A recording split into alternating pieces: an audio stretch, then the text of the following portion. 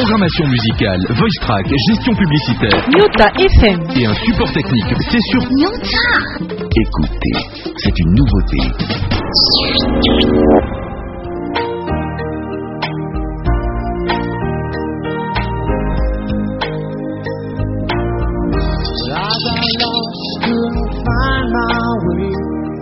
I guess there's nothing more to say.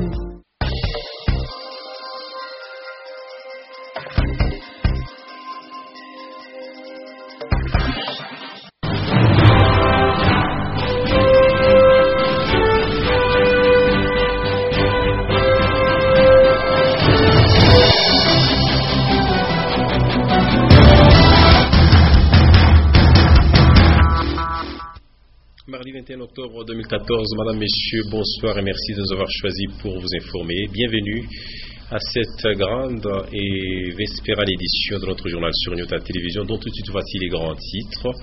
Au sommaire de cette édition journal, une partie l'hôpital Gécamine Sud paralysé.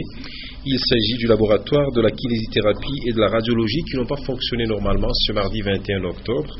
À la base, le vol d'une tuyauterie de la régie des eaux qui alimente ces parties de l'hôpital général Gécamine Sud. Vous suivrez les cris d'alarme des responsables des départements touchés par ce vol dès l'ouverture de cette édition du journal. On parlera également sport, Ligue nationale de football, troisième journée. Le football club Saint-Hilaire-le-Popo s'est imposé cet après-midi face à Chinkunku 2-0. Parmi les buteurs, le capitaine Kabang et Tuité. Vous suivrez les buts du football club Saint-Hilaire-le-Popo au cours de cette édition du journal. Voilà pour les grands titres. Une fois de plus, bonsoir à toutes et à tous. Cette édition partira donc de l'hôpital Gécamine Sud où il y a eu un vol, environ 9 mètres de la tuyauterie de la régie des eaux. Ainsi, différents départements ont été touchés, n'ont pas fonctionné normalement. Ce mardi 21 octobre 2014, il s'agit du laboratoire de la kinésithérapie et de la radiologie. Suivez d'autres détails dans cet élément de reportage signé Lumière Moussa. Cette tuyauterie qui amène l'eau à l'hôpital Gécamine Sud a été placée il y a peu par une entreprise chinoise. Et ce mardi 21 octobre, environ 9 mètres situés devant l'hôpital ont été emportés par des voleurs. Conséquence directe, pas d'eau au service de laboratoire, kinésithérapie, radiographie et tous ces services n'ont pas fonctionné normalement. Chez nous, à la radio, on peut travailler, c'est quand il y a de l'eau, quand il y a du courant. Quand la semaine coupe, il n'y a pas de radio à faire parce que les machines fonctionnent avec le courant. Et pour nettoyer les clichés, il faut de l'eau.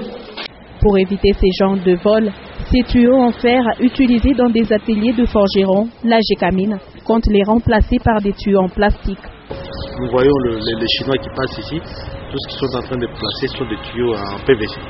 C'est ce que nous allons utiliser, parce que là au moins les gens ne seront pas tentés de voler. Entre-temps, les services concernés par le manque d'eau s'organisent tant soit peu pour sauver la vie de tous ces malades qui traînent dans les couloirs. J'ai demandé au personnel d'entretien ici, ils sont allés briser des lots, je ne sais pas où, pour essayer de résoudre le problème momentanément d'aujourd'hui. Et demain, là, on va pas examiner les gens. On va dire non. Il faut parce que notre machine fonctionne avec l'eau qui coule. Il y a peu, cette institution hospitalière a procédé aux travaux de réhabilitation d'une autre tuyauterie volée du côté maternité, couvent des sœurs et l'Institut Zaïdi.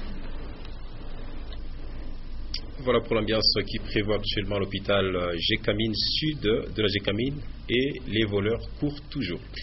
On part à présent au gouvernorat de province et sachez que le vice-gouverneur Guibert Poliab-Tibal s'est entretenu ce mardi 21 octobre 2014 avec une délégation de députés en provenance de la République de la Tanzanie et c'était pour évaluer l'évolution des travaux du bureau de facilitation des échanges commerciaux entre la RDC et la République de Tanzanie.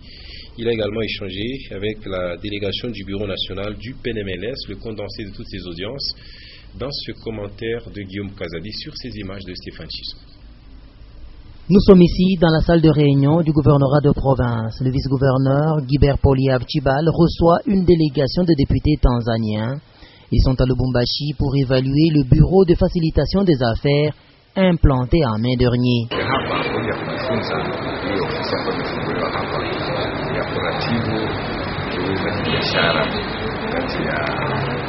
Biashara wa Kongo hasa wa Lubumbashi na bandari yetu ya Dar es Salaam. Par la suite, le vice-gouverneur de la province du Katanga a échangé avec une délégation du PNMLS engagée dans la lutte contre le VIH-Sida. Nous avons profité pour poser les problèmes réels de la lutte et surtout qu'il devait organiser le CPMLS avec, sous son autorité et puis voir les rapports qu'ils font avec les CEP. Le gouvernorat du Katanga pilote le conseil provincial de lutte contre le VIH-Sida. Et au chapitre de l'éducation, on va à présent faire un coup de projecteur sur différents centres de promotion sociale appartenant à l'État qui évoluent ici dans la ville de Lubumbashi. Et sachez que ces centres sont dans un état déplorable et pourtant les jeunes filles sont formées, et celles qui n'ont pas eu la chance de faire les études aux humanités et à travers l'apprentissage des métiers dans ces centres, elles peuvent donc devenir utiles à la société. Edouard Kankwa fait la ronde de quelques centres de promotion sociale de la ville de Lubumbashi et nous propose leur état des lieux dans cet élément de reportage. L'éducation occupe une première place dans la vie de l'homme, étant donné qu'elle lui permet d'être utile à la société. Pour les jeunes filles qui n'ont pas eu la chance de faire les études humanitaires, le gouvernement a disponibilisé dans chaque commune des centres de promotion sociale pour l'apprentissage des métiers. Mais à ces jours, l'état des lieux de ces structures d'encadrement laisse à désirer. Elles accusent un état piteux qui a même des répercussions sur l'assimilation des matières apprises. Madame Jeanne Kabila est directrice du centre de promotion sociale de Lubumbashi, dont le bâtiment date de l'époque coloniale. Les centres de promotion sociale et du ministère des Affaires sociales, ce n'est pas l'enseignement primaire et secondaire. Chez nous, aux affaires sociales, les centres ne sont pas dotés d'un frais de fonctionnement. Nous fonctionnons seulement avec le peu que les parents contribuent comme frais scolaires. C'est avec ça que nous fonctionnons. C'est pourquoi nous avons beaucoup de problèmes, beaucoup de difficultés pour avoir les machines à coudre, la réfection des bâtiments. Vous-même, vous avez vu comment est les bâtiments. Ça risque un jour de tomber sur les enfants. Dans la commune de Kamalundo, le centre de promotion sociale n'existe que de nom. Ces bâtiments en état de délabrement abritent les réfugiés de Brazzaville, une clinique juridique et un tribunal de paix. Voilà pourquoi les élèves de la première jusqu'en quatrième sont entassés dans une même salle de classe. Le ministère des Affaires sociales aurait promis la réhabilitation de quelques centres, mais les bénéficiaires attendent toujours. Et à présent, on va évoquer un peu de civisme dans cette édition du journal. Et sachez que chaque fois, la population a l'habitude de voir flotter le drapeau national au devant des édifices publics. Mais très peu de personnes s'efforcent à connaître en détail les couleurs ainsi que le sens de notre emblème national. Le respect du drapeau est souvent intériorisé par les policiers ainsi que les militaires, tandis que les autres catégories des compatriotes s'en moquent purement et simplement. Le constat nous est fait ici par Maurice Mazen.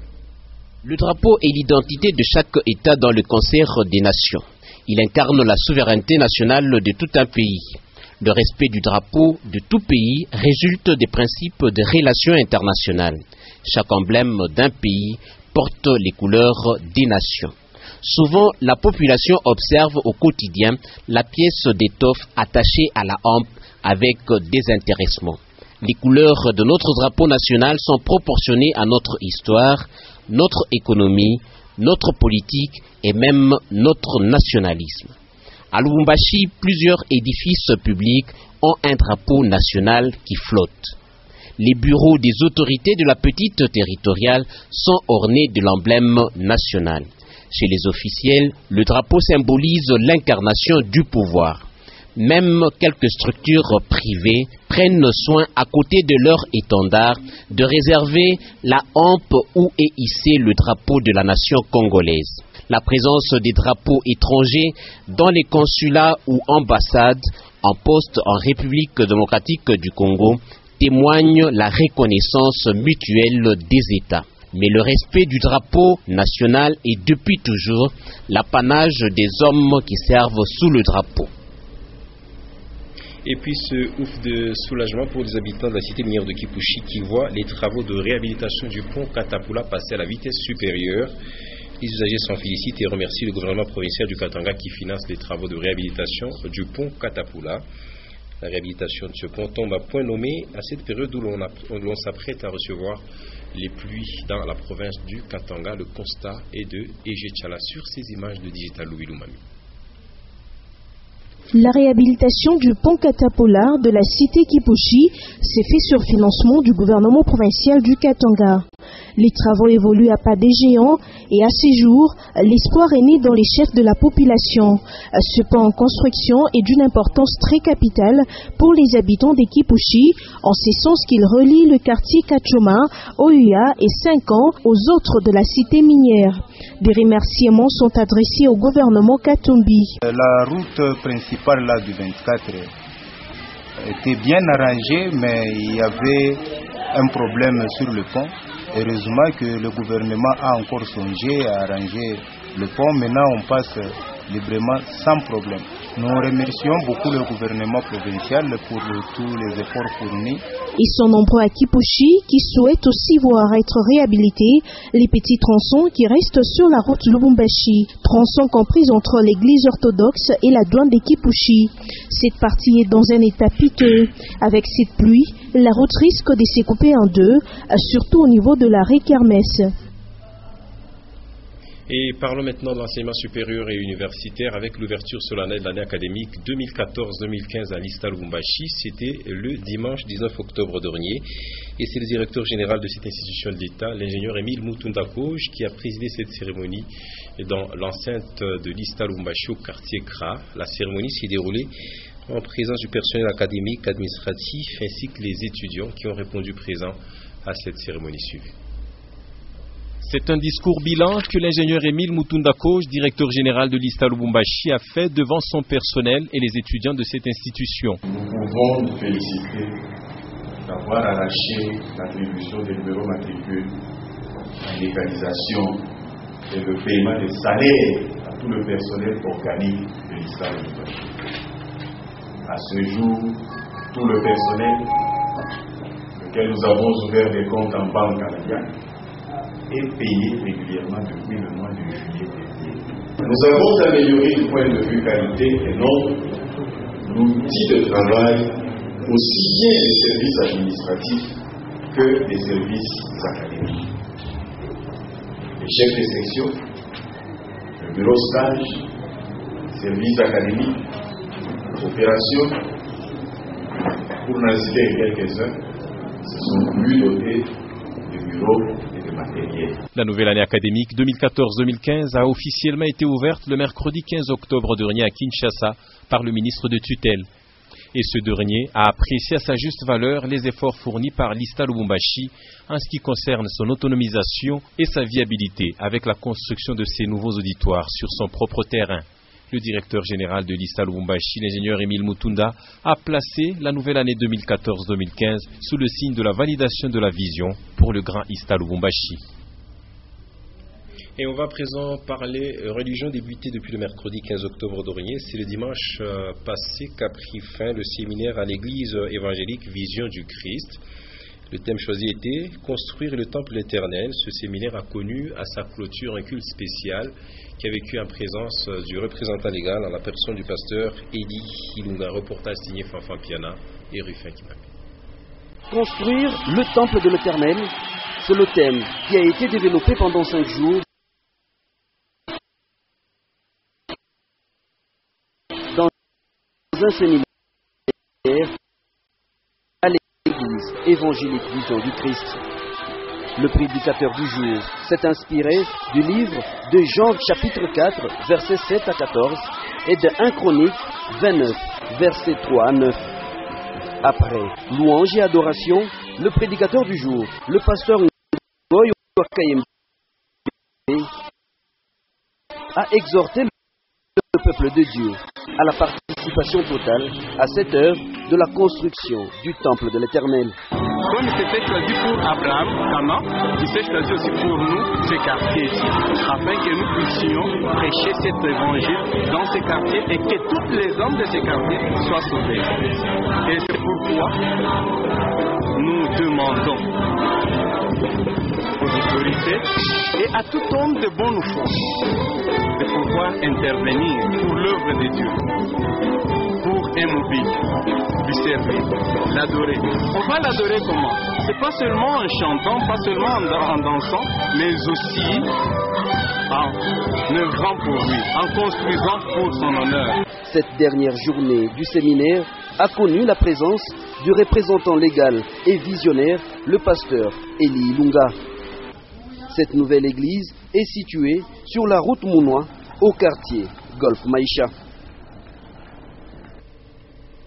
Et vous avez sûrement remarqué quelques problèmes de lecture lors de cet élément. Nous vous prions de bien vouloir nous en excuser. On espère y revenir dans de bonnes conditions pour nos prochaines interventions. Religion toujours, retenez cette fois-ci que l'église évangélique Les Damans du quartier Kimbwambwa se prépare à une grande assemblée extraordinaire dans les jours à venir, ce qui justifie la présence à Lubumbashi de l'homme de Dieu, le bishop Ogi Kabamba, venu tout droit des États-Unis d'Amérique pour présider cette cérémonie. Sylvie Moussaou vous propose cet élément de reportage. Le bishop Ogi Kabamba séjourne dans la ville de Lubumbashi. Venu de l'Arizona aux États-Unis d'Amérique, le pasteur vient préparer l'église évangélique de Damas à une grande assemblée générale extraordinaire qui est la première depuis son implantation. La plus au Seigneur que nous puissions avoir l'aval de convoquer une assemblée générale extraordinaire. C'est-à-dire, vous serez invités bientôt là, vous allez voir tous les pasteurs de Damas. Et la deuxième mission, en tant que visionnaire de World Vision Evangelism Church, d'ici le mois de mai, nous aurons notre deuxième convention internationale à Phoenix, Arizona. Et il y a des personnes qui viennent de tous les coins du monde. Bien avant cela, le bishop Ogi va présider un séminaire dans l'église Les Damans, située derrière le stade Lupopo, du 22 au 26 octobre. Ainsi, à son arrivée, il a tenu une réunion de prise de contact avec le collège des anciens et les membres de l'église, question de mettre les fidèles aux aguets. Et après la religion, place au sport à présent. On va parler Ligue nationale de football. La troisième journée s'est poursuivie ce mardi 21 octobre 2014. Victoire du football club Saint-Éloi. Chinkunku, 2-0. Et c'était cet après-midi au stade Frédéric Kibasa Maliba. Notons que les 2 buts des Viettes ont été inscrits en première période. D'abord à la 33e minute par Afizi, puis à la 45e minute par le capitaine des Viettes, à la personne de Kabang et Tuité. Alors malgré cette victoire, le football club Saint-Éloi Lupopo reste en 4e position avec 7 points plus 5 goals différence, juste après Don Bosco et Lubumbashi Sport qui ont 7 points avec un goal différence respectivement de plus 7 et de plus 6. D'autres détails à ce sujet, vous les aurez légèrement après cette édition. Jour-là, ça sera dans Sport Star. À présent, on va prendre notre rubrique Lu pour vous. Ce sont les temps forts de l'actualité tels que vus par nos confrères du journal La République, un quotidien paraissant à Kinshasa. Et aujourd'hui, la rubrique Lu pour vous porte la signature de Lumière Moussa. Au suivant.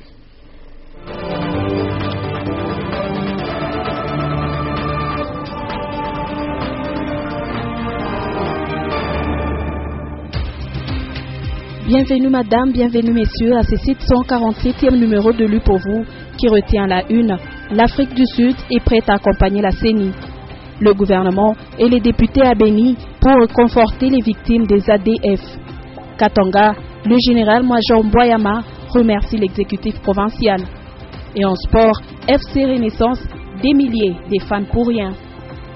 À lire à la page 5, l'Afrique du Sud est prête à accompagner la CENI dans le processus électoral. Telle est la déclaration faite par l'ambassadeur de la République sud-africaine au cours d'une audience que le président de la CENI, l'abbé Apollinaire Malumalou, lui a accordée au siège de cette institution le vendredi dernier. À l'issue de cette rencontre, le président de la CENI a soutenu que la réussite des élections demande l'implication des uns et des autres, en commençant par les Congolais, avec le soutien de la communauté internationale.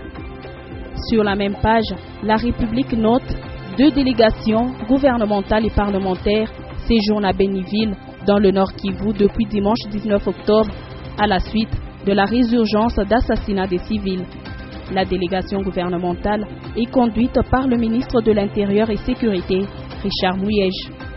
Selon la société civile locale, plus de 80 personnes ont été tuées en un mois par des présumés rebelles ougandais des ADF. Et à la page 7, on peut lire Katanga, le général-major Boyama remercie l'exécutif provincial au cours d'une réception organisée en son honneur. Il a remercié le gouvernement provincial du Katanga de son soutien tant financier, matériel que moral pendant son mandat de 18 mois à la tête de cette grande unité des FARDC. Cette réception a connu la participation du vice-gouverneur de la province du Katanga, Gilbert Poliav Chibal, des députés, ministres provinciaux et des autorités civiles et militaires de la province. Et en sport, la consoeur titre FC Renaissance, des milliers des fans pour rien. La rivalité éternelle entre deux clubs qui fait le piment du football est devenue floue à Kinshasa. Ces fans militants ont réussi à faire croire que l'adversaire de V-Club n'est plus des Sampé, mais leur équipe, alors que V-Club, qui évolue à la Linafoot, aura à matcher des Sampé et les deux clubs n'ont rien à faire à cette formation qui preste dans le championnat provincial de Kinshasa, inférieur d'un cran. Fin de ce lu pour vous. Merci de l'avoir suivi.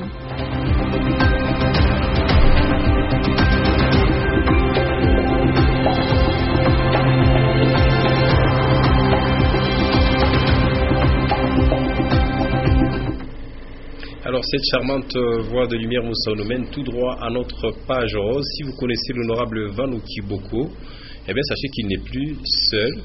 La nouvelle moitié de son cœur s'appelle Marie-Laure Matanda. Il s'est marié après 10 ans de veuvage. Le tout s'est déroulé à Kinshasa, entendez, près d'hôtes et même mariage religieux. Les temps forts de cette cérémonie nuptiale dans ce commentaire de Néné Alimassi, c'est notre consoeur de Digital Congo. Suivez. C'est le samedi 4 octobre dernier que les sœurs s'est chargé d'unir Ivano Kiboko et Annie-Laure Matanda dans le cadre du mariage coutumier. La famille Kiboko, qui conduisait les fils aînés Mambwe Kasangula, a été bien accueillie par la famille Matanda dans leur résidence 6 avenue Bukaka 406 dans la commune de Bandalungwa. Sur place, c'est une double cérémonie qui a été organisée, d'abord la pré-dot puis la dot. Et les Kiboko, qui s'étaient bien préparés, ont tenu à honorer Annie-Laure Matanda le même jour. À l'issue du test, la famille Kiboko a fait carton plein et les Matanda ont également rendu honneur aux Kiboko à travers une soirée riche en couleurs organisée le dimanche 5 octobre à la salle des fêtes à Chouza. Les membres de l'association katangaise Luanzo Luamikuba qui dirige l'honorable Vano Kiboko ont rehaussé de leur présence la dite cérémonie. Vano Kiboko et Annie-Laure Matanda sont désormais unis pour les meilleurs et les pires. Ainsi, on a décidé les destins après plusieurs années de veuvage. Voilà, heureux mariage donc à l'honorable Vanou Kiboko qui s'est marié coutumièrement. Il y a même eu une soirée dansante, vous avez suivi l'ambiance au cours de cet élément qui venait de passer. Mais vous retiendrez pour l'essentiel de l'actualité qu'une bonne partie de l'hôpital général Jekamine Sud est paralysée. Il s'agit du laboratoire, la kinésithérapie et la radiologie qui n'ont pas fonctionné normalement ce mardi 21 octobre 2014 à la base. Le vol d'environ 9 mètres de la tuyauterie qui a paralysé donc ces départements que nous venions d'énumérer. Et puis on a également parlé sport pour cette édition journal avec la victoire du football club Saint-Éloi-le-Popo l'après-midi et de ce mardi 21 octobre 2014 au stade Frédéric Kibassa Maliba parmi les buteurs des Viettes. Le capitaine Kabang et Tuit et d'autres détails sportifs tout de suite après nous dans Sport Star. Par là, c'est referme cette édition journal et c'était pour nous un plaisir de vous la présenter. Madame, Messieurs, merci à vous de l'avoir suivi. Merci également aux équipes techniques et rédactionnelles de Nyota Radio et Télévision qui m'ont accompagné jusque chez vous pour abattre ce travail. Excellente soirée à toutes et à tous en compagnie de nos programmes. Au revoir.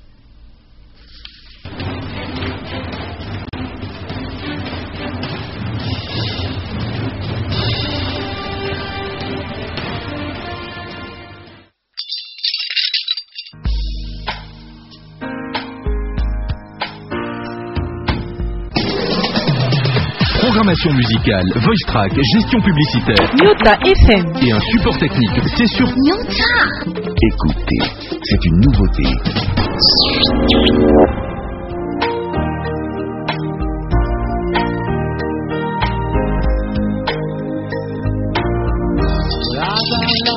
Couldn't find my way, and I guess there's nothing more to